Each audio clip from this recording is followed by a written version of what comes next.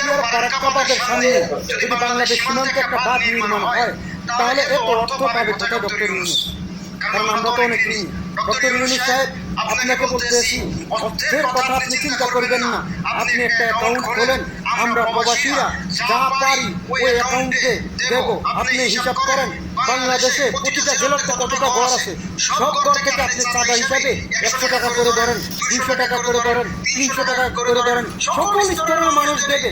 Doctor Yunus সাহেব, বাংলাদেশে যে মোবাইল কোম্পানিগুলো আছে এক সপ্তাহের মধ্যে তাদের যে পয়সাগুলো হয় ওই পয়সাগুলো আপনারা আওতায় আনেন। ডক্টর ইউনূস সাহেব, আপনি যদি ডাক দেন, আপনি এখন মানুষের সরকার, জনগণের সরকার, আপনি যদি ডাক দেন যে এই কাজটা করতে হবে, এই বাঁধটা নির্মাণ করতে হবে, তাহলে বিশ্বাস করেন কে আওয়ামী লীগ, কে বিএনপি, কে জামাত, কে জাতীয় পার্টি, কেউ কোনো কিছু চাইবে না। অনেক মানুষ নিজে শ্রম দিবে টাকা ছাড়া, বিনা পয়সা ছাড়া। আপনি সকল মানুষকে ডাক দেন, সবাই একত্রিত হবে। কারণ এই বার্তা আমাদের সবার সবচেয়ে আগে প্রয়োজন। এই বার্তা যদি করতে পারি আমার দেশ উন্নত হবে, এই বার্তা যদি করতে পারি আমার দেশ সোনার দেশ হবে, এই বার্তা যদি করতে পারি আমরা অনেক ফসল, অনেক পেঁয়াজ, অনেক ধরনের অনেক কিছু বিদেশ থেকে আমরা নিয়ে আসতে হবে না, ইন্ডিয়ার কাছ থেকে আমরা নিয়ে আসতে হবে না। আমার দেশে সুন্দর ফসল উৎপাদন হবে। ডক্টর ইউনূস সাহেব, আপনি অ্যাকাউন্ট খুলেন, প্রবাসীদেরকে আহ্বান করেন যে তোমরা যে যা পারো নিজের আয়ত্ত থেকে দাও। ডক্টর ইউনূস সাহেব, আমি বলতে আসি, আমরা সকল প্রবাসী, কে আওয়ামী লীগ, কে বিএনপি, কে জাতীয় পার্টি, কে এটা কে সেটা না, সবাই সবার পক্ষ থেকে যে যা পারে টাকা দেবে। ইনশাল্লাহ আপনি তেমন একটা ঋণ হবেন না।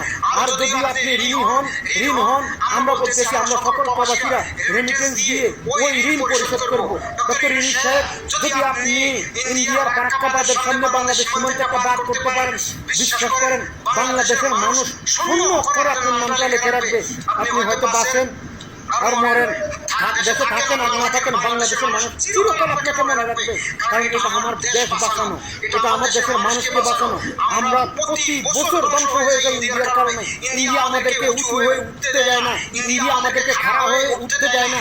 এই বার্তা দিয়ে আমাদেরকে প্রত্যেকটা বছর ধ্বংস করে দেয়। তাই ডক্টর ইউনূস সাহেব, আপনি এখন জনগণের মন্ত্রী, জনগণের প্রধানমন্ত্রী, আপনাকে বলছি ডক্টর ইউনূস সাহেব, আপনি বলেন সমস্ত মানুষ, দেশের মানুষ, একটা রিক্সাওয়ালা মানুষ, একটা ফকির হইতে সবাই সাহায্য করবে, সবাই এর জন্য সাহায্য করবে, সবাই শ্রম দিবে। আমরা প্রবাসীরা এক হয়ে শ্রম দিব, টাকা দিব, যা লাগে তাই দিব। প্রয়োজন হলে আপনি ঋণ করেন, ওই ঋণ আমরা প্রবাসীরা রেমিটেন্স দিয়ে শোধ করবো। দেশের সরকারি খাত থেকে আপনি একটা টাকাও দিতে হবে না ইনশাআল্লাহ। আমরা সকল প্রবাসীরা একত্রিত হয়ে রেমিটেন্স পাঠিয়ে এই ঋণ আমরা পরিশোধ করবো।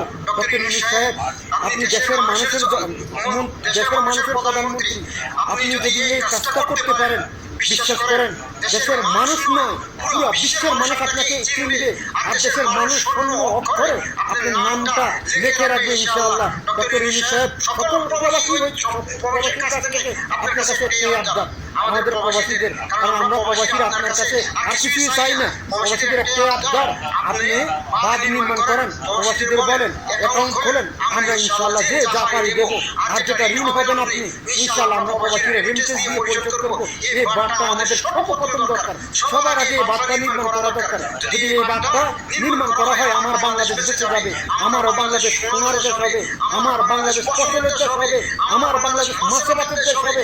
আমার কোনো কিছু বাইরের কান্না করতে হবে না, আমার কোনো ভাইকে আর পানির উপরে কবর দিতে হবে না, আমার কোনো ভাই আর পানির কারণে অসুস্থ হয়ে মরবে না।